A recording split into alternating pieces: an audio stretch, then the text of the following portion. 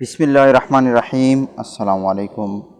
किसी ने क्या खूब कहा है, आंसू का हर कतरा दुनिया की हर चीज़ से ज़्यादा महंगा है, लेकिन कोई इसकी कीमत उस वक्त तक नहीं जान सकता जब तक वो इसकी अपनी आँख से न निकले।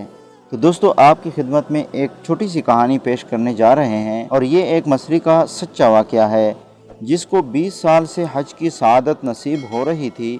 तो किसी ने उससे पूछा कि अल्लाह को आपका कौन सा अमल पसंद आया जो वो हर साल आपको बुलाता है। तो उसने कहा, मुझे तो अपने अंदर ऐसी कोई बात नज़र नहीं आती, मगर ये एक दुआ की वजह से है। उसने कहा, जब मैं पहली दफ़ा हज को गया तो अरफात की तरफ जाते हुए मैं बस में था और बस आहिस्ता आहिस्ता चल रही थी। मैं खिड़की से बाहर के मनाजिर देख रहा था। मैंने देखा एक बूढ़ी औरत जो बहुत फरबा भी थी, बहुत तकलीफ़ और अज़ियत से चल रही। इसके चेहरे से तकलीफ़ आया थी। मैंने दिल में सोचा, मैं तो जवान आदमी हूँ, मैं तो चल सकता हूँ, तो क्यों न इसको अपनी सीट पर बिठा दूँ।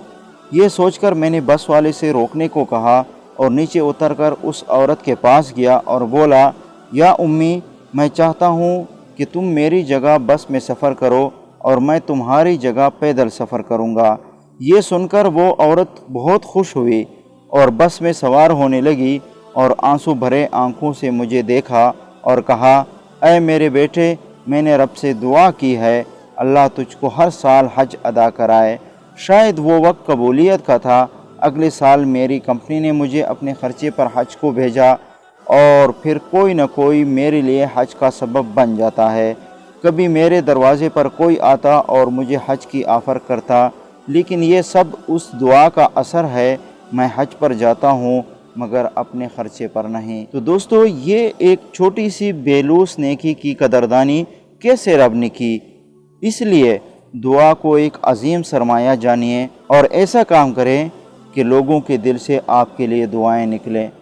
तो दोस्तों, अगर आपको ये वीडियो पसंद आई है तो लाइक कीजिए और चैनल को सब्सक्राइब करना ना भूलिए। बेहतरीन वीडियोस देखने के लिए बेल बटन को ज़रूर दबाएं ताकि मैं जो भी वीडियो अपलोड करूं उसकी नोटिफिकेशन आप तक ज़रूर पहुंचे। तो आपसे चाहूँगा नेक्स्ट वीडियो तक इजाज़त। अल्लाह निगहबान।